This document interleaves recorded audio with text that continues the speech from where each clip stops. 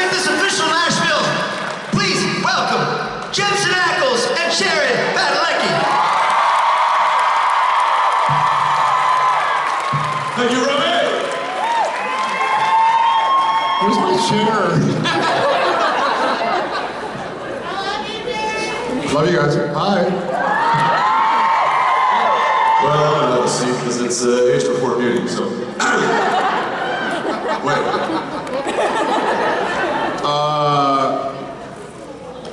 Hi guys. Welcome. Nashville! Last time we will see y'all in 2021. We just had some hot chickens. We're a little We feisty did, right now. yeah. It's probably in my teeth as well, so forgive me. He comes up to me in the backstage and he's like, oh God! You smell like Hattie hot chicken. I should be used to that by now, but I don't know. Who's something I love to do, especially because it's been so long. Can I see, who is the first time? All right. Wow. Who started Supernatural? Oh, I don't like this game. During the pandemic. Hands. I can't see. All right. You know what that means? Thank y'all. That means they watched all of Netflix.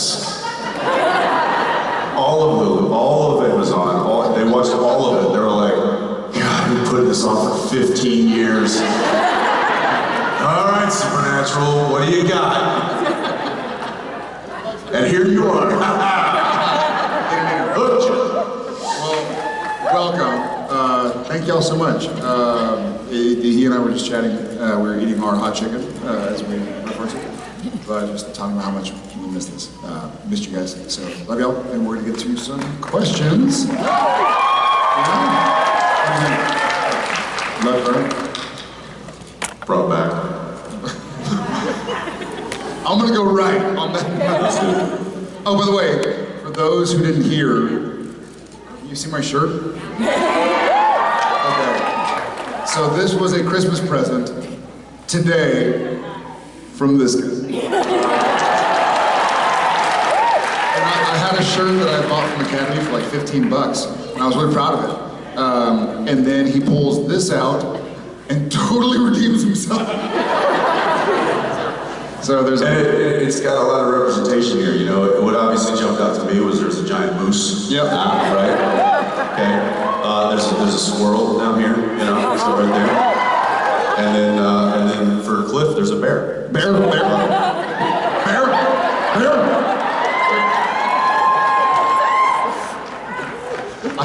We're not going to talk about bear. He has a fear of bears, for those of you who don't know this. And for those of you who don't have a fear of bears as well, shame on you.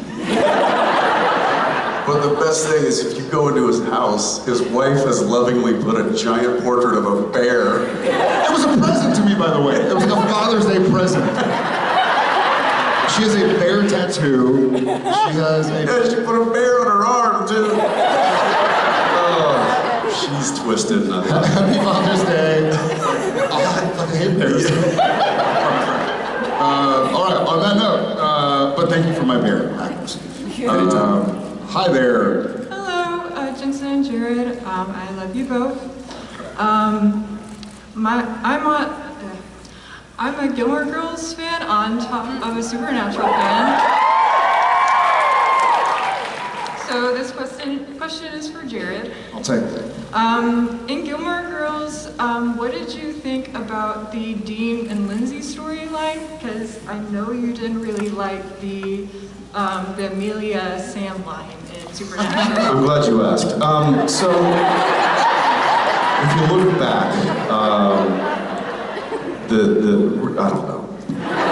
So the Dean Lindsay storyline. I remember the majority of my thoughts were like, I think it was season 4 maybe of Gilmore Girls that we started that, maybe even 5.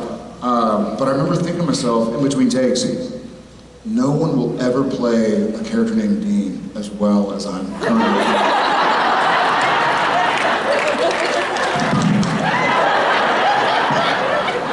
then Supernatural happened.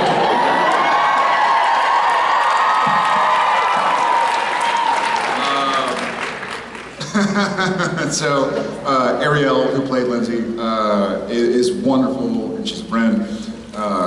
And I remember going like, man, I don't really, like, I think Dean's kind of a bit of a jerk.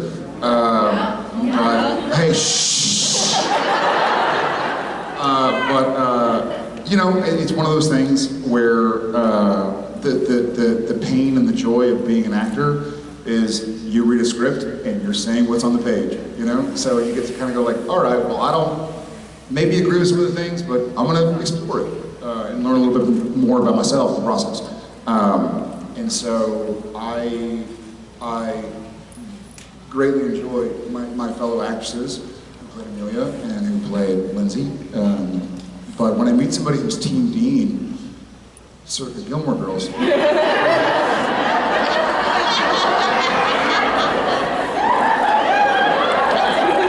he's Team Dean. Gilmore Girls. No, Yeah, but I'm Rory Curious.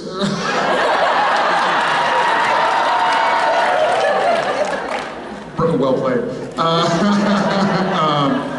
I'm sort of like, all right, well, it's fun to do things that you would never do. But thank you for watching. How old are you? You don't ask I'm that. 22. It's dark. I can't see. I'm 22. You're 22? So I was filming Gilmore Girls when you were a year old. You were this many.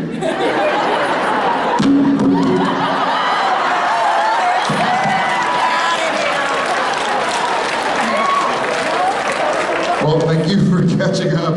I'm sorry I've been a part of your life for so long. She doesn't know life without the giant four-headed Pollock. That's really unfortunate, and I feel for you. I hope your holiday season is better than prior. Thank you so much. Nice Did you, real quick, did you watch Gilmore Girls, like, recently? Is this something you streamed? She's only been live for 3 years. Or did you... Well, that's what I'm wondering, like, or did you just find, like, a box of old VHS tapes? No, it's streaming. Okay, good. It's me and my mom. But just so you know, you probably will find a box of VHS tapes with a lot of his work on it. Laser discs. And even like wall paintings, like where people She carve. doesn't even know what a VHS tape is. Thank you for your question. Oh lordy. Dinosh. Hi. That's all. Have a good night. Thank you, Jensen. Thank you. Hi there. How are you? Good, how are you? Good. How are you? Wow. I'm well as well.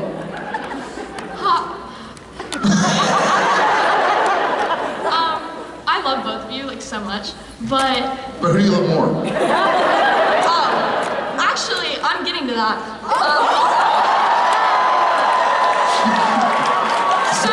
Simmer down, Nitro. She's getting to it. This question is actually for Jensen.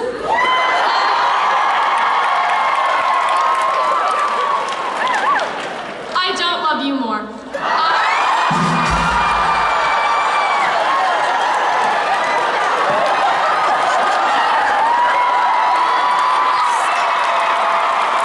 She's like, I love you so little once.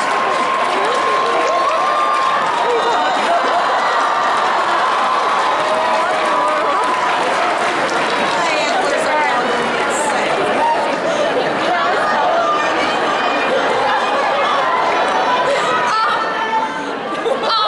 Now she can't. Thank you. But my question was actually, where's Gino at tonight? Because that is the love of my life. Your brother-in-law is just... Are you talking to me? Yes. Gino, I met him 3 years ago at Family Business when you did your little thing in 2019, and Yeah, you remember that. he's just had my heart ever since. So I want to know if what he's doing right now. You want to know what Gino's doing right now? Yes.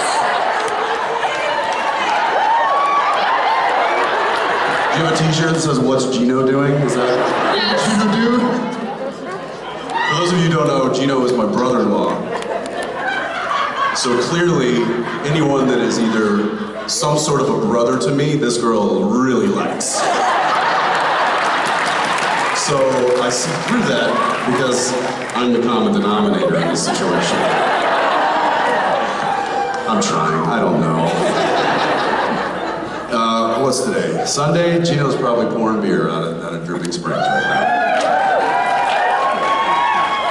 now. And yes, he's a heart stealer, that is for sure. That guy is, He is a heartthrob. He is, yeah. You've got, I guess I have to say you've got good taste, but I find it questionable. Thank you for your kind of question. And the insults, I appreciate that. Thank you more. I love you, Jared. I love you too. You just gotta hug, man. You just gotta hug. Yeah, no, but when they like me more, I just go home with them. I want to meet the dog, I want to know about them. I don't want to just, hug. Like, we can Listen, man. get past that quick. Brother's gonna hug. Howard, beat that. Beat that. How are you? Hi, I don't think I can beat that. We've always heard you say that you've learned so much from the people that you work with, whether it be a director or a cast member or another actor. Is there someone that each of you would just kill to work with purely to learn from them, whether it be as a producer or a director or an actor? Yeah, I'll start. So, I wouldn't say this in front of him, but I learned so much from working with this bow-legged dude from Texas.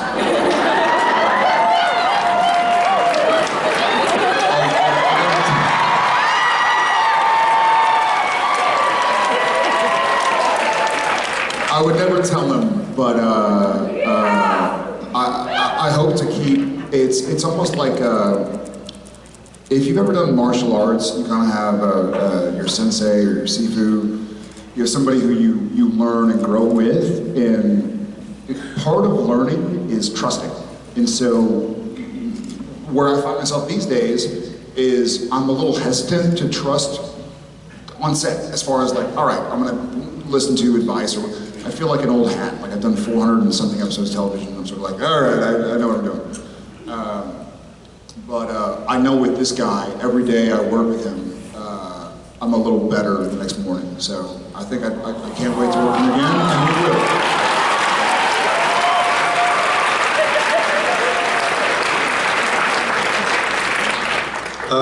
Yeah, I mean, that's I could easily echo that. When you have like a sparring partner that just is that makes you better, that you can learn, that you can grow with, that is certainly just an incredibly valuable situation. It is that give and take that I think he and I learned an incredible amount from each other over the past 15 years. That said, there are certainly others in the industry that have a reputation like that, and I would certainly love to get an opportunity to work with some of them.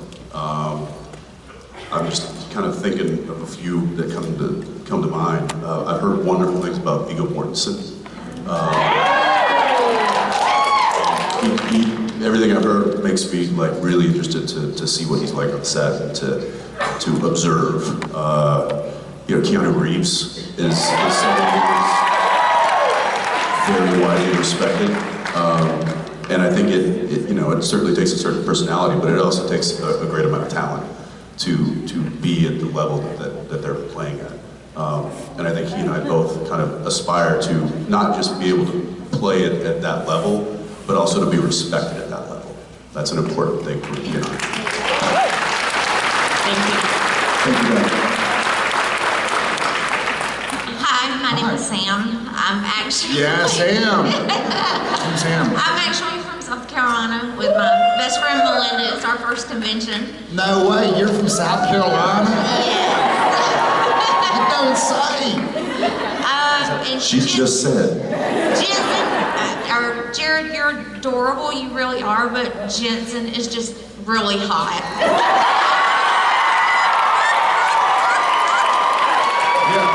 How do you think I feel having to be like the wingman for 3 episodes? Well, I mean, no, you're There's Jensen you're and the ugly cute. brother. You're cute. Jensen and his henchmen. Jensen and Chewbacca with less hair. Yeah, it was a lot of fun. Thanks for reminding me of that. Yeah, when Kripke wrote Supernatural, fun fact for you, it was really supposed to be kind of a Luke Skywalker Han Solo, and it ended up being Han Solo Chewbacca. Just kind of the way things went. Just less hair.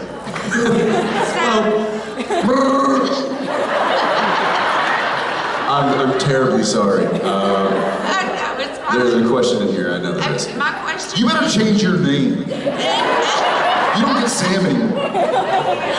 So my question is, because I've been asking several people here that have been to the convention before, and everyone tells me how incredibly good you smell.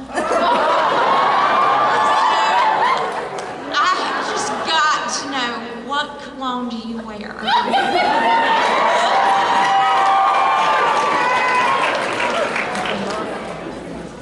I don't know. It's the musk. It's the musk. It's just natural musk. It's called sweat and tree bark.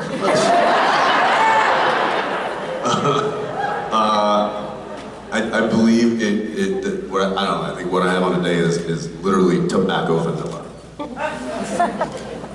Okay. Tom Ford. There you go. That's what the boyfriends get for It Christmas. smells There you good. go. And it smells good. Thank you, Sam. Hi. Hi guys. As a young up-and-coming actor, you both have been the biggest inspirations for my career. I just wanted to thank you. And to ask you if you have any big inspirations from when you were young. In the business? Yeah, and any artist of any kind. Wow. Well, thank you. I guess I'll start.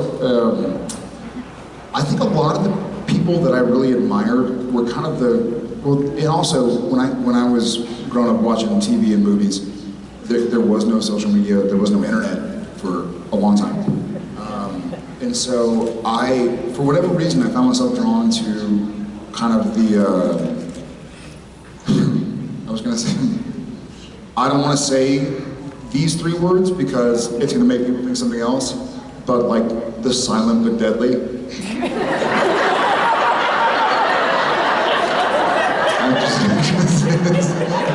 Which is to say, like I love like William H. Macy, like these SPN.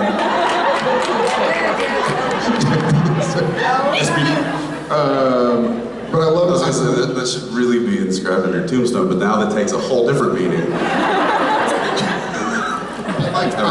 I liked actors and actresses that weren't maybe like their name on the poster, so to speak, but you watch the movie or the TV episode, yeah, they weren't the marquee name, but you watch and you're like, wait, who's, I love a movie called Inglourious Basterds. I'm sure a lot of you have seen it.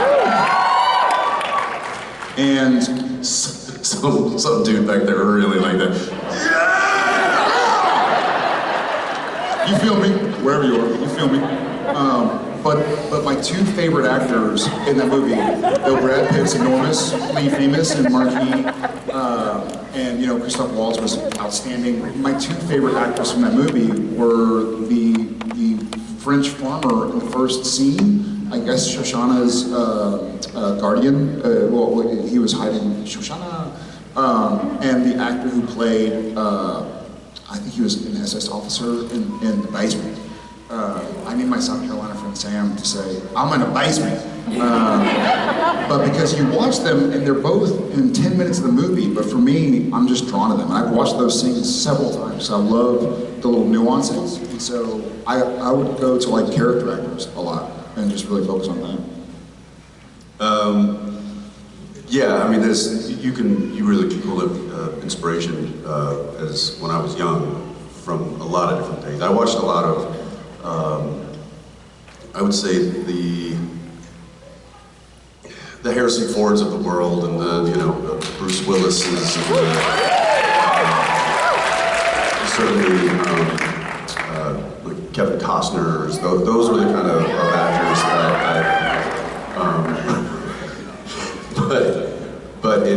but also, I mean, like I watched a lot of really silly comedy movies with my dad too. Mel Brooks and Jerry Lewis and stuff like that. So I feel like, what's that? Tim Conway? Yeah, like, Carol Burnett show. Like, I mean, these are old stuff, but it's the comedy there and the stuff that you can learn from that. I always found, because we were right under the class of actors of like your Brad Pitts and your Tom Cruises and your Johnny Depps and these guys were doing some really great work and continue to. But so anything that anybody or any character or any film or any story that inspires you, use that. Yeah. Break a leg. Nice to meet you. Thank you. Hi, my name's Renee. Hi, Jared. Hi, Jensen. Hi. I'm so excited and nervous, you guys. I think my spine fell out of my butt back there. If somebody wants to go find it for me, that'd be awesome. Wait. I want to hear that again. It just severed and fell right out. Your spine found in your butt? It fell out.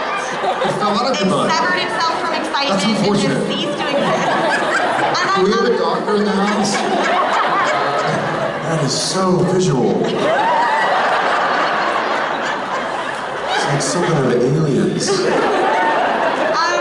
I'm here. I'm so curious. Was it like a string? No, details. No.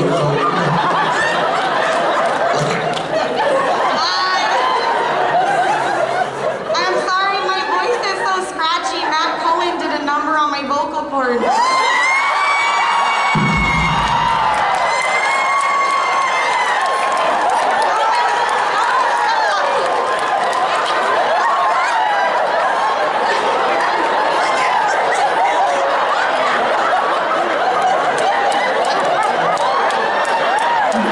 Hey, first-timers, welcome to the SPN.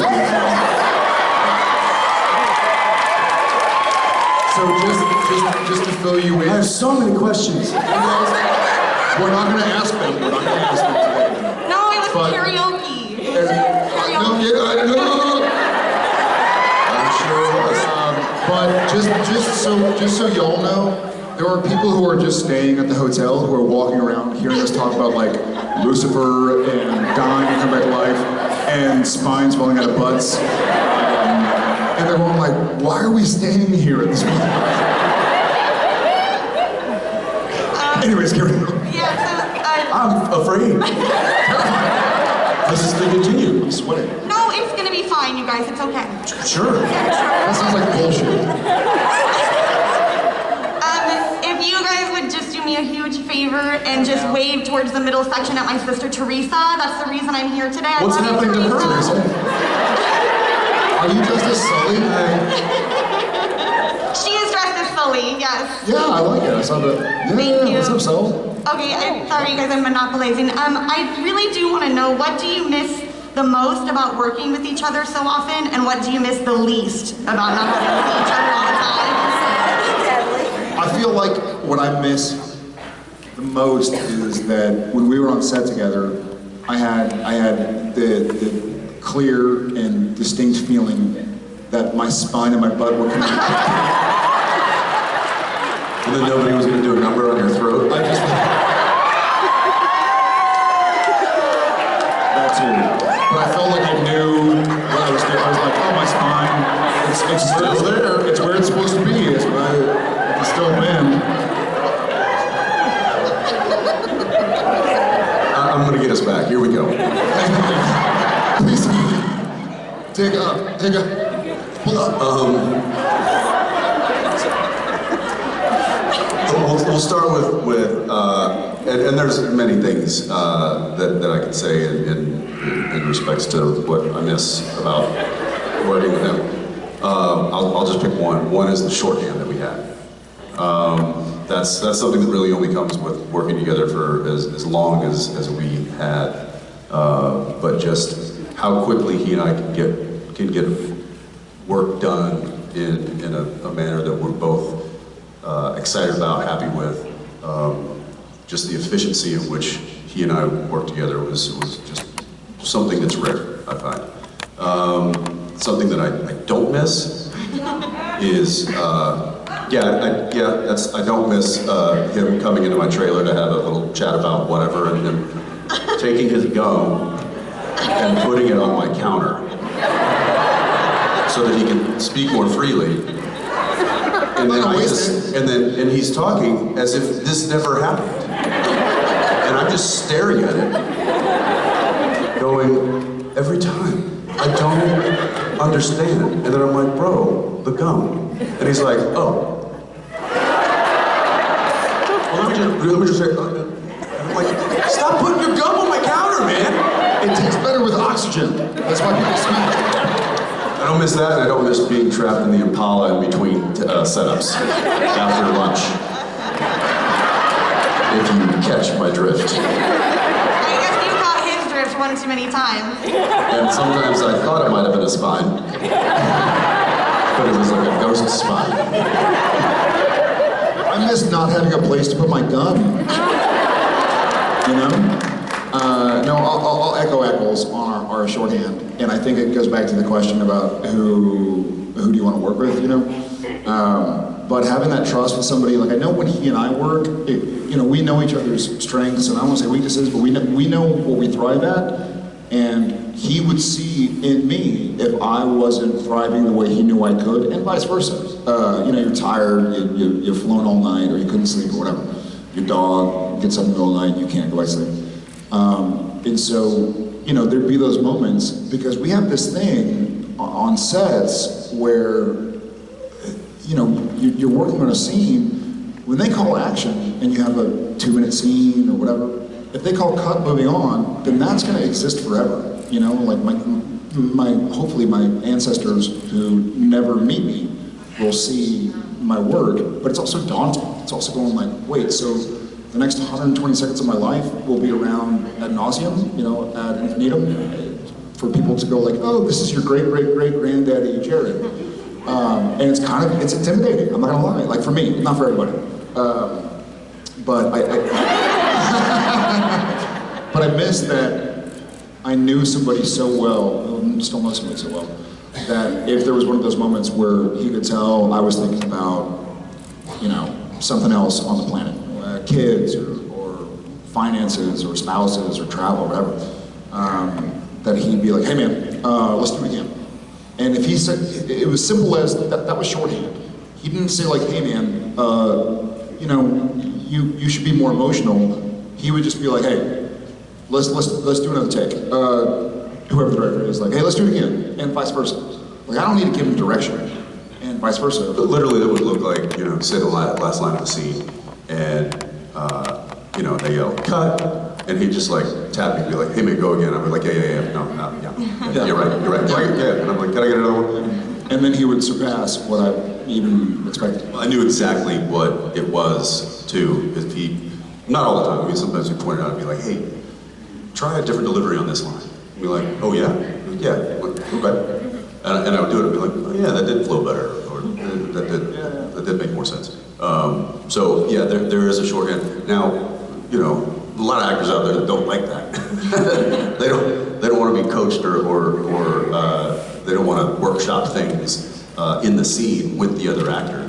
They come in either very prepared, or they just want to do their own thing, or it's an ego thing. Like they don't want their co-star to tell them something that maybe they didn't think of, and now it's an ego thing. So that didn't exist with he and I. He and I we knew that we had each other's best interest at heart, and best interest of the show, the characters, the story, always at heart. And so he and I really trusted each other in that regard. And that's, I think that's one of the many reasons why the show lasted as long as it did. Yeah, agreed. Thank you, Brittany. Thank you. Hi. Hi, boys. Okay, so before I get to my question, I was asked to relay a message to Jared from my best friend. You were asked to give matches to relay a message, got it. Yeah. She's rewatching Gilmore Girls, and she does not like Dean. She does not like Dean? Yeah. Okay, She well, I hates guess him. tell her thank you. Those are mutually exclusive. It doesn't like Dean on Supernatural, but it's just rewatching Gilmore Girls. But loves Dean on loves Supernatural. Dean. Okay, good. Awesome, we'll tell your friend thank you, and please don't blame me. I just wanted to know how your families are. How are they doing? I don't know, how you guys doing? See what I did there? Families are good. Families are good. You know, excited about next week. It's the last week before the holiday break. So there's, you know, little holiday parties and stuff at the school. So we'll go check that out. Everybody's, the kids are coming home with, you know, arts and crafts that are holiday themed and stuff, but no, everybody's solid, thank you. Yeah, me too. To echo him, I think my family's excited about getting to hang a little bit. It's been a busy couple of months in our world, and so same as Eccles, my kids are all done with school on Friday until January, and so I think just excited about, you know, getting on with it and seeing each other. We all had COVID and got over it, and you know, we were stuck at home for however many months. Yeah, thank you. Yeah, that was good. But yeah, how's your family? We're still kicking, so. Good. We're still kicking. That's the idea. Thank you for your question. Thank you. Hi guys, thanks for being here. Hi. My question is, do you have any like absolute holiday traditions, like if you didn't do it, it just wouldn't be the holidays, that you could tell us about? Streaking. Yo, man. I'll tweet where to meet. So to speak. The streaking flash mob. Yeah, tons. So I have to have pumpkin pie on Thanksgiving and stuffing and turkey and watch Cowboys. So apples as well. You know, we grew up Cowboys fans, his family and mine, and so every Thanksgiving day we watch. As a matter of fact, this is really funny. So season 1 of Supernatural, it was in Canada, and so you don't get American Thanksgiving off. And so we basically said, like, listen, y'all can like film this on Thursday, Thanksgiving. I know it's not a Canadian holiday, but we're going to be watching the Cowboys game. So y'all either put like a satellite dish outside of the trailer so we can watch it, or, you know, we're going to have to find some place to watch it. And they're like, all right. So always Cowboys, and then, as far as Christmas, we do the elf with the kids, you know. Usually Christmas. What do you mean you do the elf with the kids? You know what I You mean the elf shows up? So to speak. And then goes away every night and comes back. Don't ruin this for me. We do, yes, that's what I'm saying. Okay. Yeah, we look for the elf. Okay.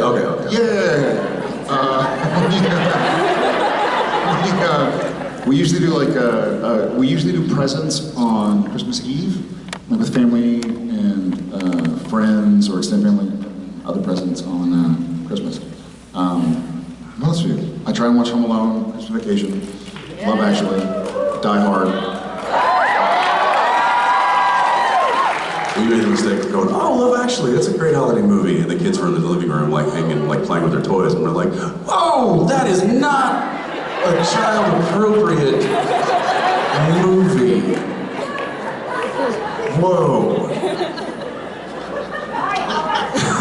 I mean, there's a whole storyline of the stand-ins, of the adult movie stand-ins that I totally forgot about.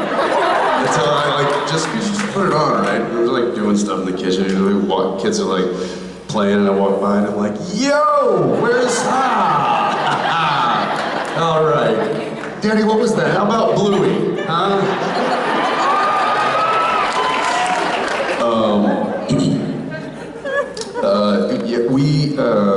my wife is from Louisiana, so we do a holiday gumbo every year, along with my mother-in-law makes whiskey balls. And I've never even had a whiskey ball until I know it's low-hanging fruit, just leave it alone. The balls or the whiskey?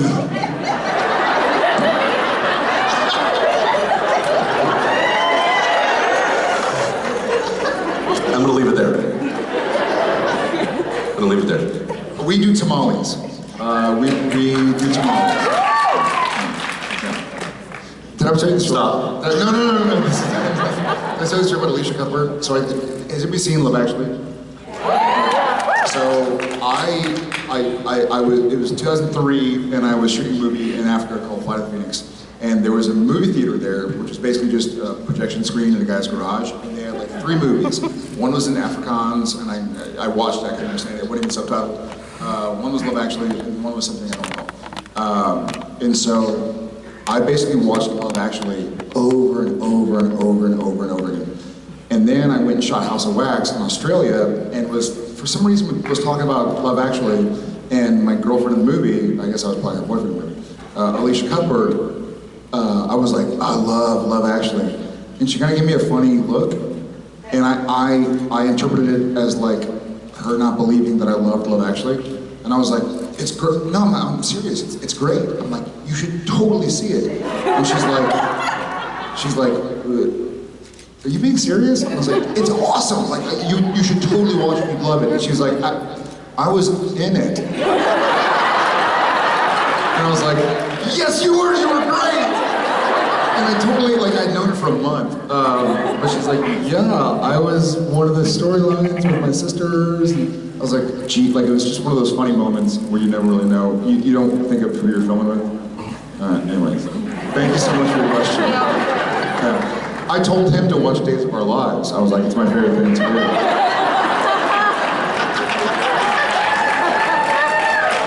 How are you? Hi, my name's Alicia. My friend and I drove down from Michigan. You should watch Love Actually. I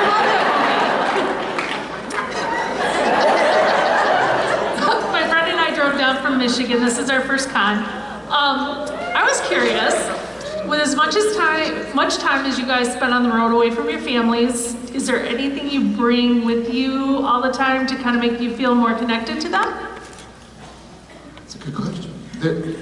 There was for a little bit. I do have a few cards on my backpack, as a matter of fact, that my kids wrote to Dad. I usually, like, when my kids will write, they have like filing cabinets at home, and I'll usually put them, because you don't want to just have a bunch of drawings. You also want to be the dad or the mom that keeps every single drawing your kid ever does. You need a room this size. But I used to have a few. Right now, I don't know if I do. I guess my iPhone, so I can FaceTime them, which I will in a second. Do you keep anything? I know Spade does. Spade, the no. A constant reminder.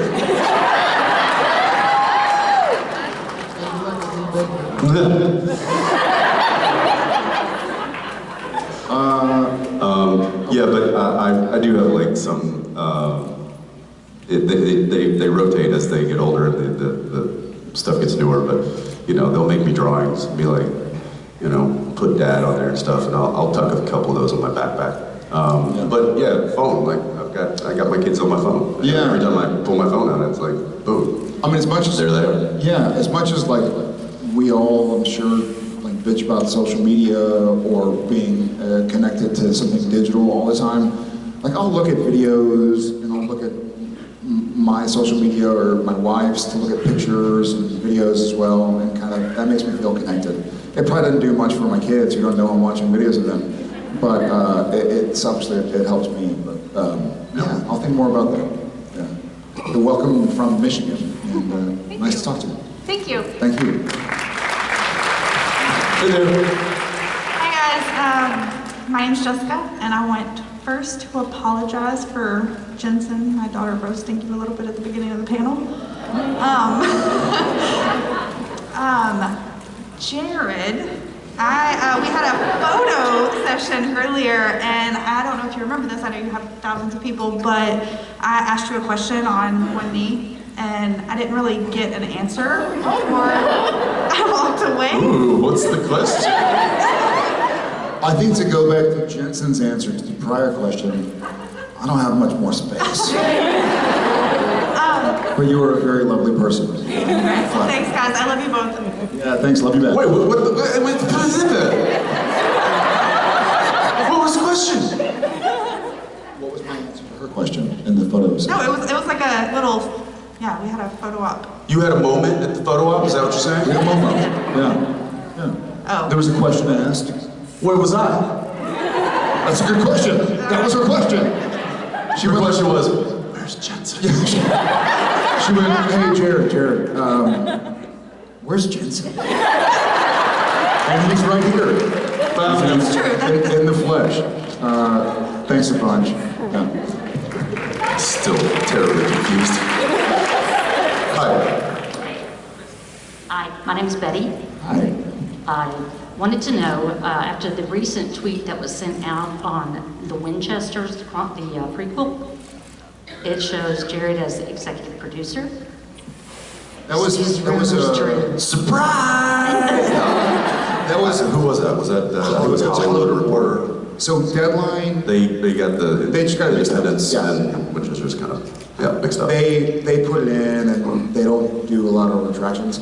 I'm not EP on Winchester's. I'm EP on the Walker people.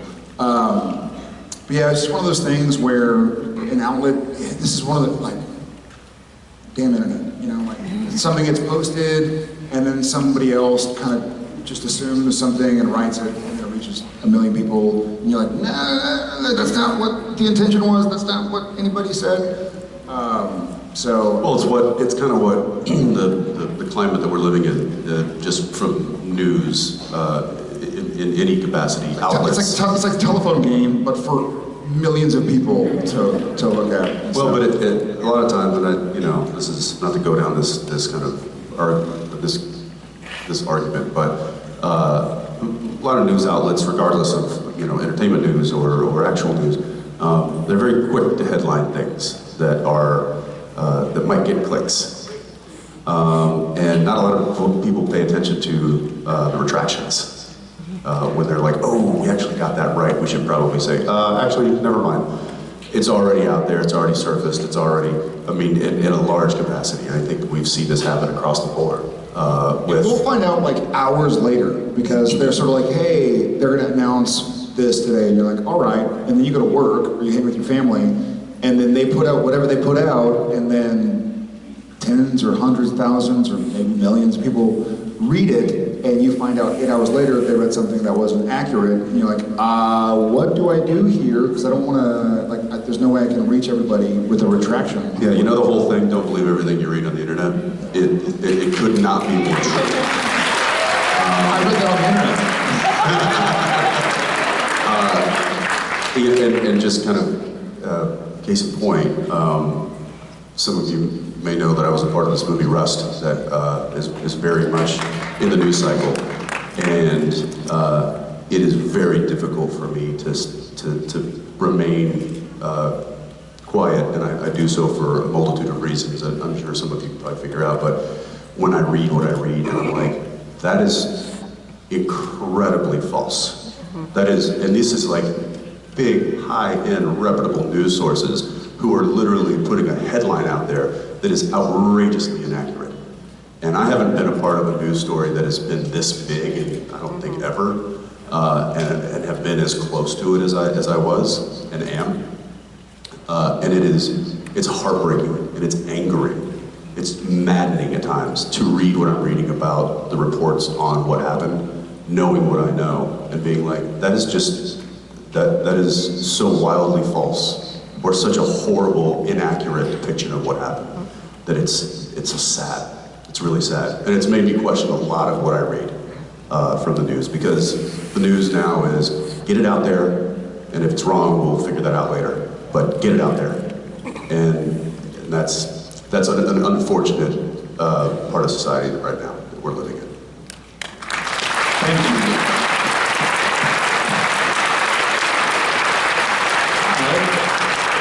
Hey guys, my name's Crystal. and I was wondering if there was ever a storyline in Supernatural that you would want to change, and how would you change it? Yeah, give him his soul back, because that was so fun for you. That was tough on me. The Soul of Sam storyline was tough for me, for Jensen, because it took away my buddy on camera, and that shorthand that we taught. I mean, we still had that, but it took away the relationship that Dean had with his brother, and that's something that was very intrinsic in what I played on a daily basis. I leaned on that. I leaned into that relationship, and that gave Dean a lot of direction, and it gave Jensen a lot of direction on how to play Dean, was because of the relationship between Sam and Dean. And that got taken away from me that season, which is one season? Season 6, yeah. And that got taken away from me, and as an actor, I struggled. I struggled with that. I know it was very good for an entertainment aspect, and Jared knocked it out of the park and did fantastic, and it was fun. It was, as Jensen, as a fan and an audience member of the show, I truly enjoyed it, but as someone who had to play the character of Dean on the show, I hated it. It was very difficult for me. It looked great. I agree all around. It was difficult, and it was fun to do something different, especially after 110 episodes or whatever we were done the first 5 seasons. So that's not my answer. Also, but my answer, and this sounds kind of coy, or like I'm trying to please the masses, but I'll say that I love this actor. They're great and sweet and kind and professional, and I think the writing of the scenes was the same, great, sweet, kind, professional. But I was a little bummed so my job on Supernatural, as Ackles' job was as well, we had some pages, and it would say Dean and a line, and he'd say those words, and it would say Sam and a line, and I'd say those words, and so on and so forth. As a fan and audience member of Supernatural for the entirety of the series, on a macro level, I wish Sam and Amelia didn't get together.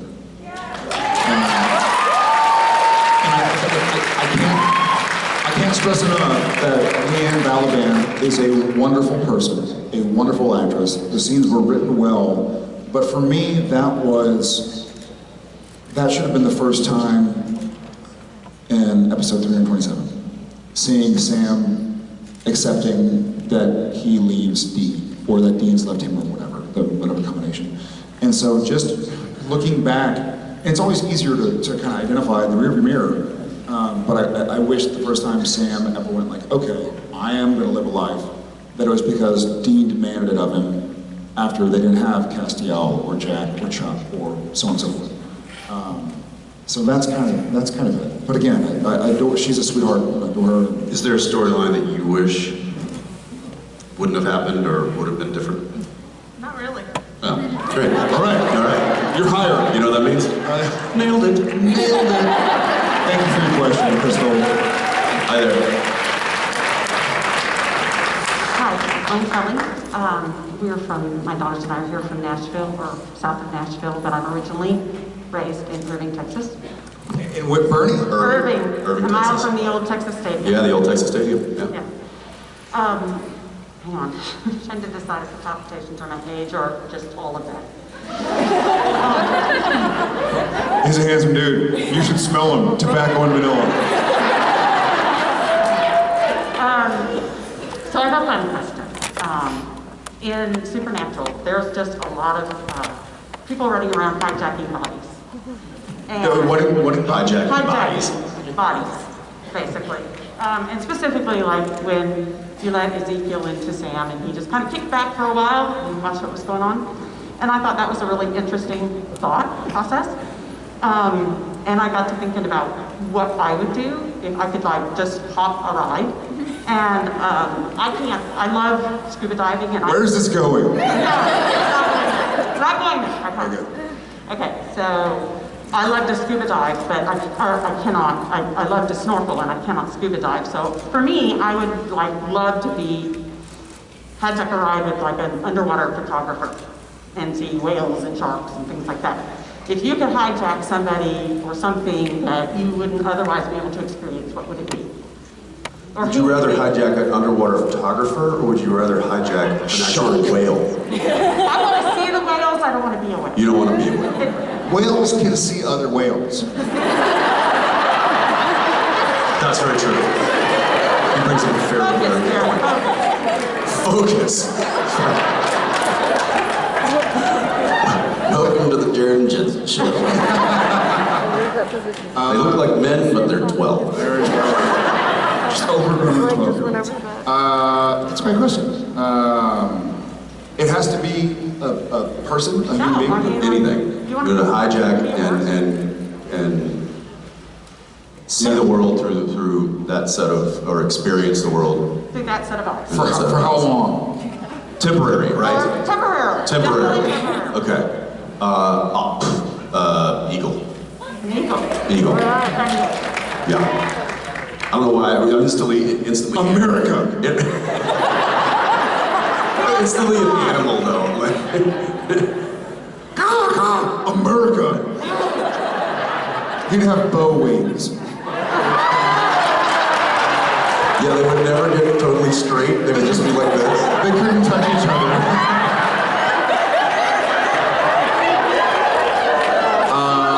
Well, knowing, I feel like I get an advantage here, knowing that he's going to be an eagle. I want to fly a little bit higher, so I'll be a peregrine falcon.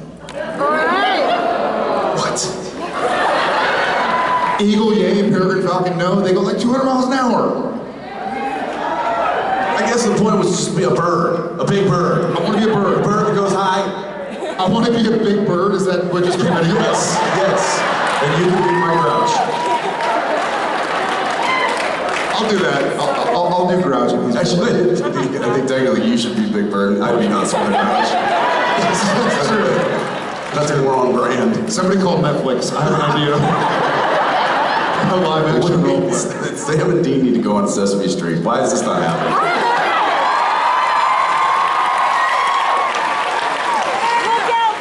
Thank you for your question. You're welcome. And stay out of Gatlinburg if you're afraid of bears. Say the which, I'm sorry? Gatlinburg if you're afraid of bears. If you're afraid of bears. All right, note so. All right. Clippy, I saw the sign, the off-ramp to Gatlinburg. Let's swing by there on our way. Nope, not swinging by. Not swinging by. Hi. Hi guys, I'm Melanie. I found you all during the pandemic, and I want to thank you all because you've, sorry. Good, Melanie. Whew. You all helped me do a lot. We all help each other through a lot. And you help us as well, and they help us. And that's what family's for. Sorry. Get it together.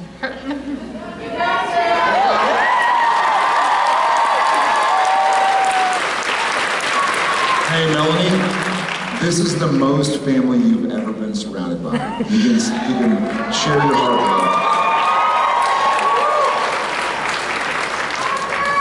them. My question is, can you all think of any childhood memory you can remember in Christmas that sticks out in your mind? That's a great question. Thank you. Yeah, I remember, this is really funny, so I don't know if y'all know Chris Schmelke, our photographer here. He kind of asked me the same question yesterday, and the memory that comes up for me was when I got my first bicycle. I don't know what age I was, but I remember I got a bicycle, and it was it had training wheels. And I remember my daddy took me outside to our little sidewalk, and by the end of the day, I knew how to ride a bicycle without training wheels. So,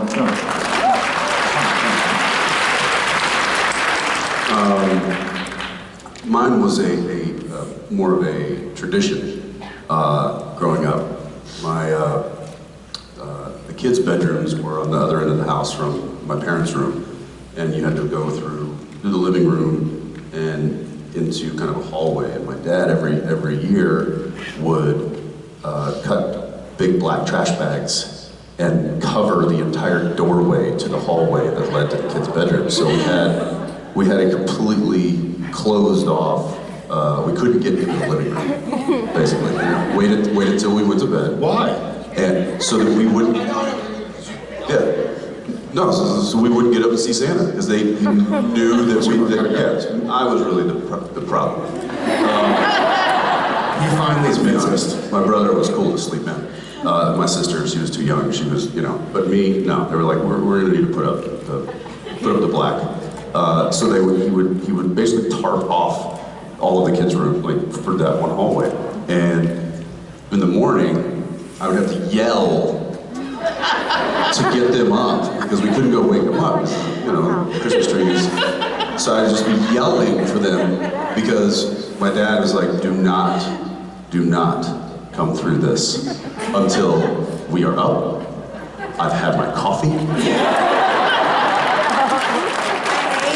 And I can start the camcorder. So your camcorder's back there. We didn't have phones with cameras on it. And I can start the camcorder. And I'm like, well, you better put that thing on tripod tonight, so all you have to do is, I'm not waiting for you to set that thing up. I mean, it was a negotiation and everything. But the great thing about it was, he'd put Christmas music on, and he'd have his coffee, and we'd, be literally, it was like a football team in the tunnel, like about to run out.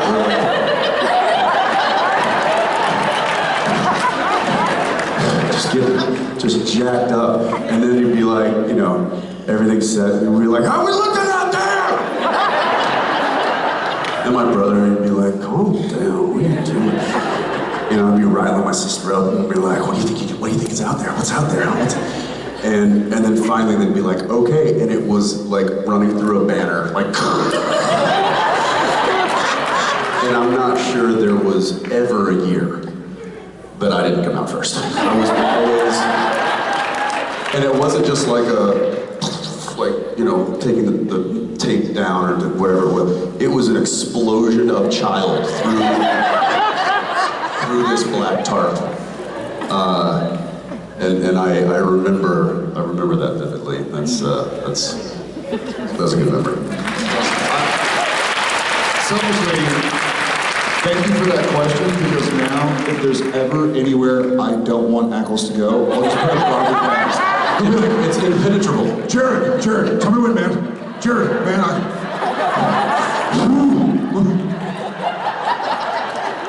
The more I think about it, the more it's like a German Shepherd waiting for the word, it's like he can't. Yeah, he's like, oh my gosh, I see it, it's right there, and it's like will not go until the owner gives the. I love it. It's like $4. It's a cut up garbage bag. That's all it was. Damn it, give me the word. And I'm not gonna lie, I'd be on the floor like this. And my brother's like, you see anything? I'm like, no. Then why are you still looking? Shut up, man. Like trying to find the seams and trying to look. And I believe you. Oh, man. Thank you for your question, man. It's so good.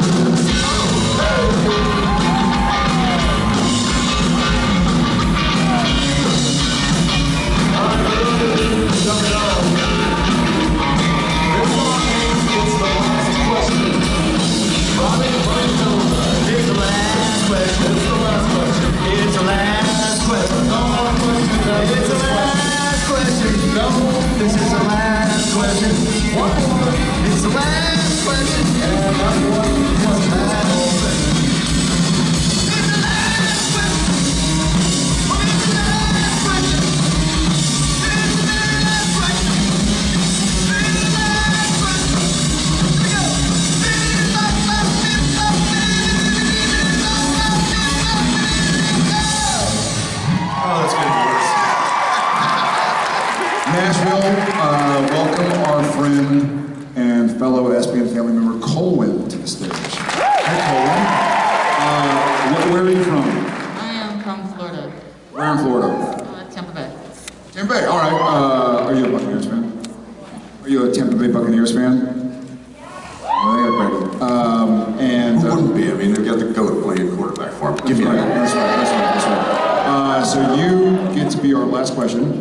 today, whether you like it or not, which means you get to be up on stage and look at all that we get to look at. This is all your former family. So we are ready for your question, which will be our last question of 2021 that we get to answer. All right, I wanted to ask. What was the weirdest and strangest interaction with a fan you've ever had? Good question. Weirdest and strangest. This little girl's spine fall out of her butt. There you are. Look at you. You can still stand. Defying science as we know it. You drop something. That's a good question. So, I just left your hip on the seat. I don't know if I've had. What has been my weirdest? I don't know if it's. I never think of it as weird or strange because I also I'm a fan of stuff, whether it's a band or an actor or actress or an artist, an author, and so I find myself doing crazy. I've had an opportunity to meet a lot of people that I respect and I've watched, and so. I remember one time meeting Jason Bateman at the Sutton Place Hotel, who was on Arrested Development, and I had just watched it. Ackles told me about it, and I was with my sister's friend at the time, Dawson, who was doing studies in Vancouver, and as Dawson and I gone to eat, and we walked in the elevator, and Bateman's there, and I was like, "Hey, I'm a big fan," and he was kind of like, "Oh, cool," and he kind of looked at me, and there was just dead silence, and I was like. And then he finally gets off, and I was like, man, I always hoped I wouldn't act like that if I met somebody. But here I was just like this giant dude, I'm a big fan. And we're in an elevator, and he's like, okay, thanks. And then looked at me is he am I gonna bite him or eat him or just stand there staring at him awkwardly? So I've been weird and strange as well, but I don't know, man. I don't know. You've had some fun. I mean, look. This morning we were leaving our hotel, and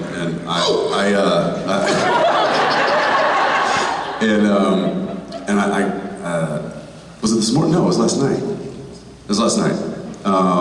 We got back to the hotel, and we were about to go leave the hotel and go grab a bite to eat.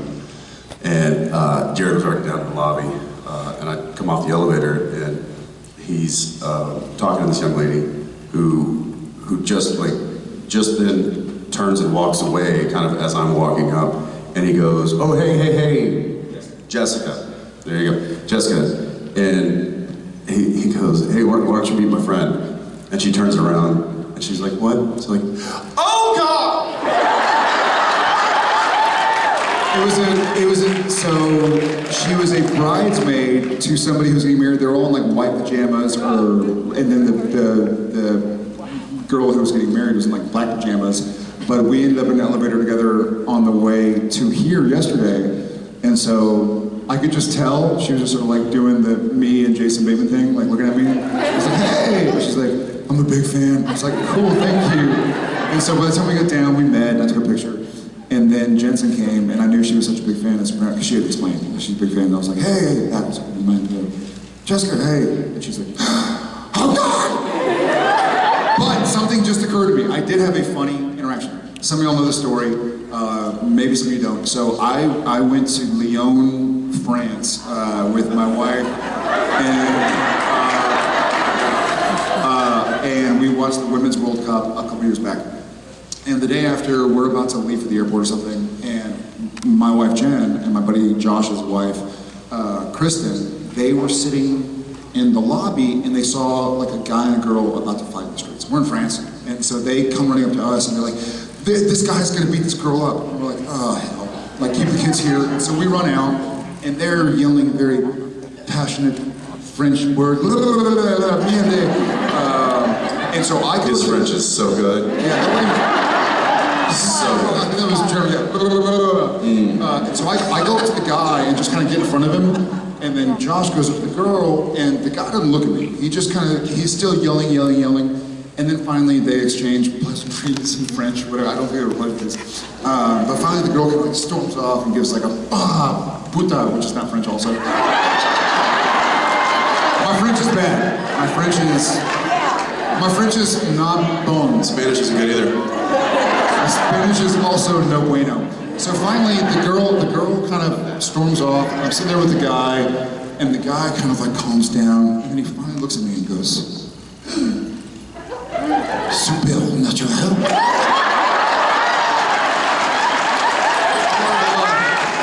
And I was sitting there with the guy, and he's finally looked at me, and I'm just kind of like being firm, "Super naturel," and I was like, "What?" He's like, "Oh." And then so his buddy comes and he starts walking off, and then he walks about 5 steps and turns around and goes, "Merci, c'est muy just there." I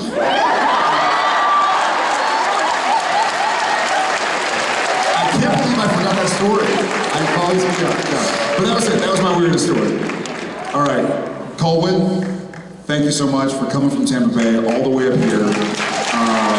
I'm gonna get you